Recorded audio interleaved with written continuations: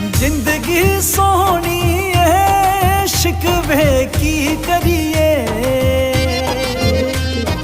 अग ला के टेंशन नू दुनिया दी सैर करिए जिंदगी सोहनी है शिकवे की करिए